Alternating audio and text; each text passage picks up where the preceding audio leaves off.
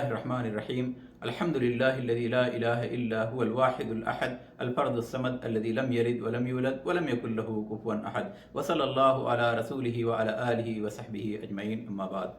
मोहतरम नाज़रीन, अस्माए हुस्ना के ताल्लुक़ से चंद ज़रूरी बातों को जान लेने के बाद अब हम उन नामों से वाक़फ़ियत का सिलसिला शुरू करने जा रहे हैं। तो उन नामों में अल्लाह ताला का जो सबसे अजीम और जामे नाम है और जिससे हर मुसलमान वाकिफ़ है वो नाम है अल्लाह। यानी अल्लाह का लफ्ज़ जो हम बोलते हैं उसका माना और मफ़हूम हम आज के दर्स में समझेंगे इंशाअल्लाह और जानेंगे कि ये कितना जामे नाम है और उसके मानी किस कदर वसी हैं। तो आइए सबसे पहले ये जानते हैं कि ये नाम कुरान में कितनी बार आया है। अल्लाह का लफ्ज़ कुरान में 2724 बार आया है, जो इस बात की दलील है कि ये नाम सबसे अजीम है और ये नाम अल्लाह को सबसे ज़्यादा पसंद है। चुनांचे सूरह नमल में अल्लाह ताला ने मूसा अलैहिस्सलाम से अपना तारुफ करते हुए फरमाया, या मूसा इन्नहु अनल्लाहुल अज़ीज़ुल हकीम। अब सवाल ये पैदा होता है कि अल्लाह के लफ्ज़ का लुग़वी माना क्या है और ये अरबी के किस लफ्ज़ से मुश्तक है या ये जामिद है। तो अक्सर अहले इल्म की राय यह है कि ये मुश्तक है, जिसकी असल अल-इलाह है। कसरत इस्तेमाल की वजह से या किसी और सबब से दो लामों के दरमियान के अलिफ को हज़फ कर दिया गया तो हो गया अल्लाह। मतलब ये हुआ कि अल्लाह का लफ्ज़ अलिहा यालहो से मुश्तक है और इलाह का माना होता है माबूद, इबादत का मुस्तहिक। और जब उस पर अलिफ लाम दाखिल करके अल इलाह कर दिया गया तो उसका माना हो गया कि वही हकीकी माबूद है और वही इबादत का मुस्तहिक है। और बाद अहले इल्म की राय यह है कि अल्लाह का लफ्ज़ जामिद है और उसका अलिफ लाम ज़ायद नहीं है बल्कि नाम का ही हिस्सा है। बहरहाल इस तफसील में जाने की कोई ख़ास ज़रूरत नहीं।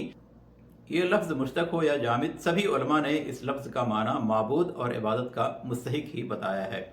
अल्लाह का ये नाम सबसे अजीम और जामे नाम है।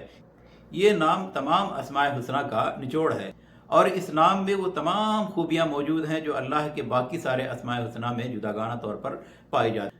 चुनांचे इस नाम के अंदर इलाहियत का तमाम मफहूम पाया जाता है। ये नाम दलालत करता है इस बात पर कि अल्लाह ही माबूद बरहक है, इसके अलावा कोई इबादत का मुस्तहिक नहीं।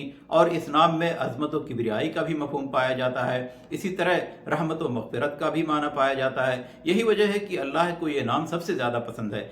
इसीलिए हम देखते हैं कि जहाँ भी अल्लाह ने का तारुफ कराया है वहाँ इसी नाम का जिक्र किया है। चुनांचे मूसा अलैहिस्सलाम को जब कोहे तूर के पास बुलाया और उनको नबूवत के शर्फ से नवाजना चाहा तो अपना तारुफ इस तरह से किया, इन्ननी अनल्लाहु ला इलाहा इल्ला अना फअबुदनी व अक़िमिस्सलात लिज़िक्री। इसी तरह अल्लाह रब्बुल इज़्ज़त ने आयतुल कुर्सी में अपनी अज़मत व बड़ाई बयान करते हुए सबसे पहले अपने इसी नाम का जिक्र किया और फरमाया, अल्लाहु ला इलाहा इल्ला हुवल हय्युल क़य्यूम।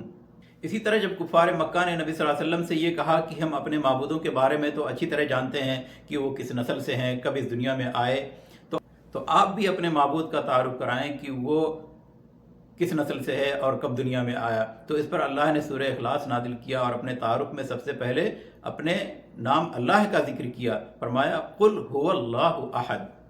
तो कहने का मतलब यह है कि ये नाम अल्लाह को सबसे ज़्यादा महबूब है और यही वजह है कि बेशतर दुआओं और अस्कार में अल्लाह का लफ्ज़ कसरत से इस्तेमाल हुआ है। मसलन हम देखते हैं कि अक्सर दुआओं में अल्लाहुम्मा आया है। अल्लाहुम्मा का क्या मतलब होता है? अल्लाहुम्मा का मतलब है या अल्लाह, ए अल्लाह। इसी तरह अस्कार में देख लीजिए, सुबहान अल्लाह, अल्हम्दुलिल्लाह, अल्लाहु अकबर, ला इलाहा इल्लल्लाह, ला हौला वला कुव्वता इल्ला बिल्लाह।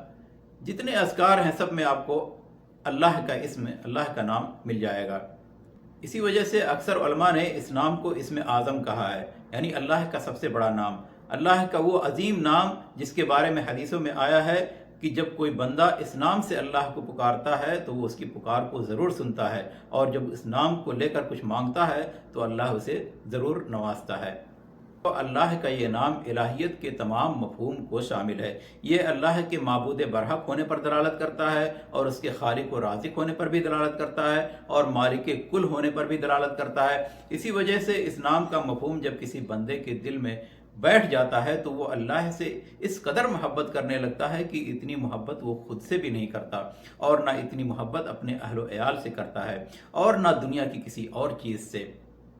फिर उसके बाद बंदा वही काम करता है जो अल्लाह को पसंद होता है और हर उस काम से दूर रहने की कोशिश करता है जो अल्लाह को नापसंद है।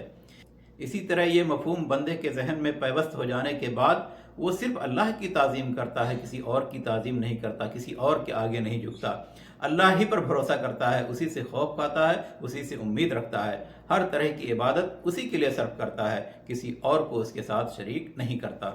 اور لفظ اللہ کا مفہوم دل میں بیٹھ جانے کے بعد جو سب سے بڑا فائدہ انسان کو حاصل ہوتا ہے وہ ہے اطمینان قلب اور دل کی خوشی اور سعادت مندی۔ اور حقیقت تو یہ ہے کہ دل کو جو سکون اللہ کی محبت اور اس کی یاد سے حاصل ہوتا ہے وہ دنیا کی کسی چیز سے حاصل نہیں ہو سکتا، اور جو لذت و چاشنی ایمان باللہ میں ملتی ہے وہ دنیا کی کسی چیز میں نہیں مل سکتی۔ اللہ کے اس نام پر جس قدر گفتگو کی جائے کم ہے، اس میں اتنی وسعت ہے کہ اس کے تمام جوانب کو ایک درس میں سمیٹنا بہت مشکل امر ہے۔ تو آج کے درس میں بس اتنا ہی، انشاءاللہ اگلے درس میں اللہ کے ایک اور نام پر تفصیلی گفتگو ہوگی۔ آخر میں اللہ سے دعا ہے کہ ہمارے دلوں میں اپنی محبت و عظمت پیدا کر دے اور ہمارے ایمان کو مضبوط کر دے، ہمیں شرک و بدعت اور تمام گناہوں سے محفوظ رکھے، آمین۔